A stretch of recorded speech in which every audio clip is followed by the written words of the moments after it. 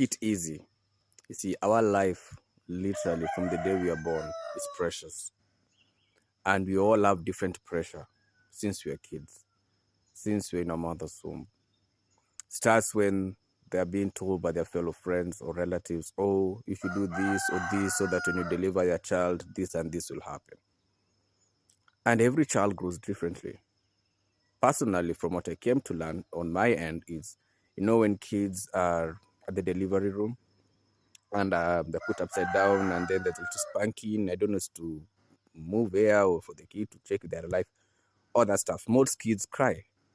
I came to learn on my end, I never cried. First, second, that spank, I still didn't cry. It was an SOS, put an incubator. And from what I did get to understand, I was very tiny, like tiny to the tiny. But 1 month in, incubator, from what I understand, I was pulled, I don't throw a machine, I don't know. Yeah, something within that. Anyway, I'm still young, I had many diseases. I became prone to many diseases. Very many diseases, even to this time. But what was interesting is all around me there was pressure. I had a cousin who was 2 weeks older. Genius beyond genius. We're talking about the geniuses of the geniuses.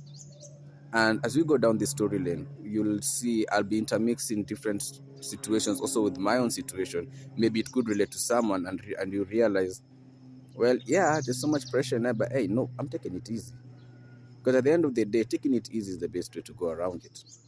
Anyway, I grew up, go to school.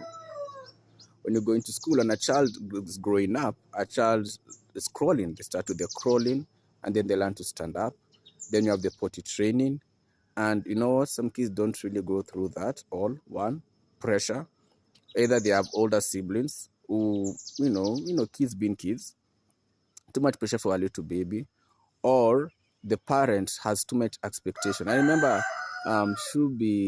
back in January at the physio, and I was sitting at on my end, and where I was going for physio, there's an area for physio for children, and I would overhear these two, 4 ladies, each comparing their child. One was saying, the kids should have been around 2 years, and they're all comparing, saying, my kid, I hope one day my child can walk, yada yada yada, and could walk.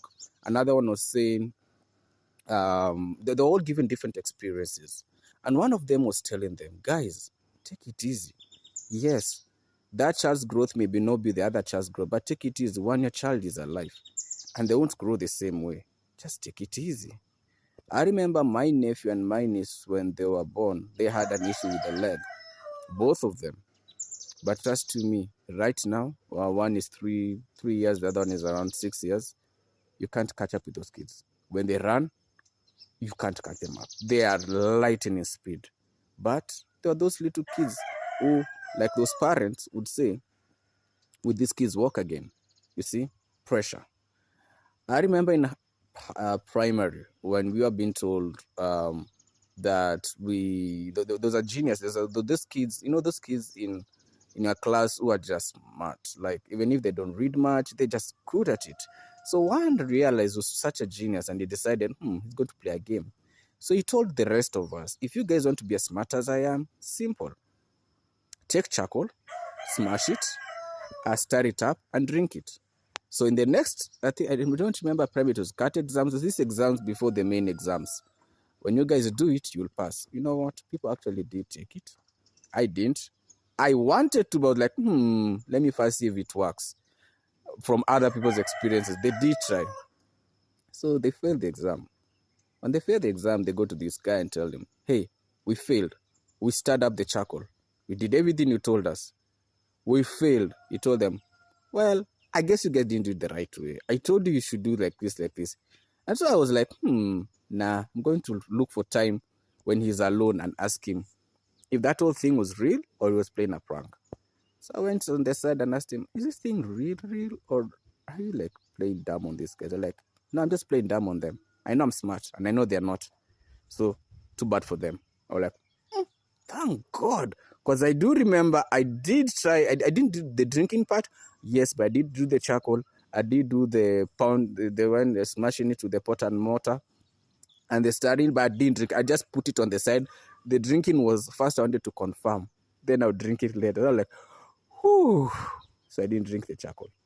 But when I went to the source of the person, he said, yeah, you drink, it's on your own peril, not my problem. Use your brain. That's what he told me. People to use their brain. So that's how life is. Sometimes we give ourselves too much pressure for what? I had a cousin. He was 2 weeks older. Way smart. I mean, me, I can never come. You know, those people are just so smart. Like, straight A's, like, you struggling with that A, but you getting the D's, the C's, and the E's.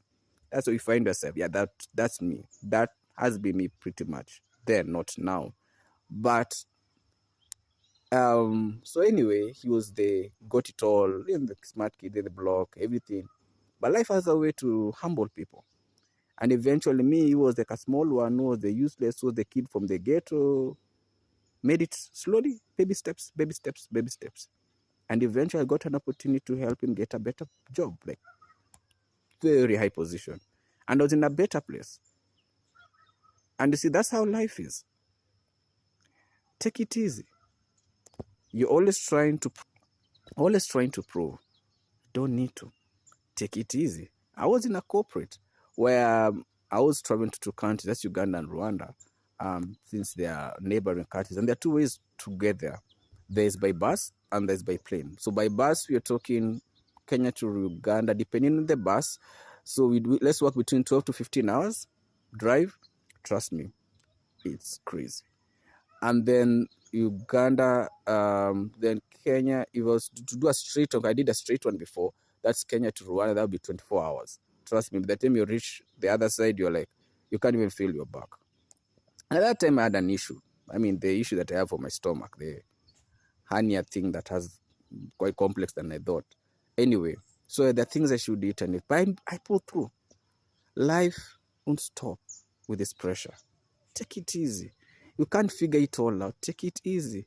They will tell you have to marry, you have to have kids. I remember being laughed at. I'm told, oh, then I'm 34. I'm being told, right now I'm 34. So then when I was 29, I was not 27. I was being told, oh, you need to have a wife. You need to have kids. Yada, yada, yada. I'm like, nah, I'm not doing it. What do those kids eat? What will I provide them for? My sister got her kids, a single mom, and she was like, and now she'd make a mockery out of me. And like, oh, you'll have kids because you don't have kids, yada, yada, yada. Me, I'm thinking, okay. She put some messed up stunts, and eventually the custody goes to my parents. And the little kids, I mean, the young was taken away from my hands after he was around 10 months. The kid meets me, Sally met me the week, 2 weeks before the accident, and when they had come to visit me. And when he came, the kid just comes and says, and this child is around a year, and the kid says, you are my father, you are my uncle, you are my... I'm thinking, it's just 1 year. Who gave you this kind of information? And my niece says the same thing. Sadly, the first time I am driving with them, after I drop them up country, me coming back, yeah, the accident happens. I lose, my shoulder comes off. I lose a part of my teeth on this end. One of it comes out completely. But you know what? Every day, every evening, I speak to those kids, and those kids always say, "You are a dad. We don't care." And I'm like, "Cool. You guys said it," and I've never missed physically. I'm not like being there because with the whole accident and thing, but I'm always there for these children. What am I trying to say? Life is tough, but take it easy. There's so much pressure. Oh, you need to marry. Oh, you need to have kids. Oh, you've divorced. Oh, you're going to look like this. Oh, pressure here. Oh, pressure there. You know what? Tell someone this. If you think I should do all this, come and do it yourself. You tell me to have a family, come raise those kids. You tell me to this and that, take it easy. You don't need to do everything the world tells you. The world's already going. We're already hearing, rumors of a new world war coming, and you're thinking, oh crap, man. You haven't even started life, and you're thinking the one for World War I or World War II, how people were taken when they're very young. And who enjoy these governments? What about the people, the families? Destroyed. So take it easy. Handle one thing at a time. You can't figure it all out. So figure what you can figure it out. One step at a time. Anything else, let it fly through the room. Because at the end of the day, you really don't need it, do you?